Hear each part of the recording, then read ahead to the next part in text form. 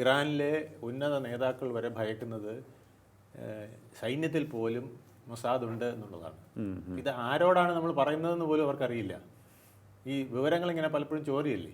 അപ്പോൾ അത് അവരെ അതിശയിപ്പിക്കുകയാണ്. അതുപോലെ തന്നെ ഉന്നത നേതാക്കൾ എവിടെ പോയിരിക്കുന്നു എന്നുള്ളത് പിന്നെ ആ സൈന്യത്തിലെ ടോപ്പിലുള്ളവർ മാത്രമേ അറിഞ്ഞിട്ടുള്ളെങ്കിൽ അതിനേക്കാൾ മുമ്പേ ഇസ്രായേൽ അറിയുകയാണ്. ഇതൊക്കെ എങ്ങനെ സംഭവിക്കുന്നുള്ളത് അവർക്ക് വളരെ അതിശയമാണ്.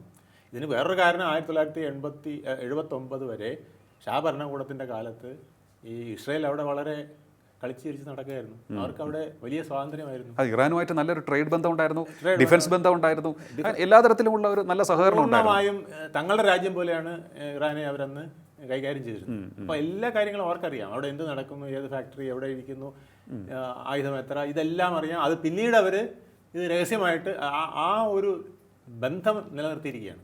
ആ ബന്ധം ഉള്ളത് കൊണ്ട് അവർക്ക് ഇവിടെ ഇരുന്ന് അവിടുത്തെ കാര്യങ്ങൾ അറിയാം. ഒരുപാട് സുഹൃത്തുക്കൾ അവിടെ ഉണ്ട് ഇറാനിൽ പലയിടത്തായിട്ട്. ആ സുഹൃത്തുക്കളെ അവർ മൊസാദാക്കി മാറ്റിയിട്ടുണ്ട്. അതാണ് പ്രശ്നം.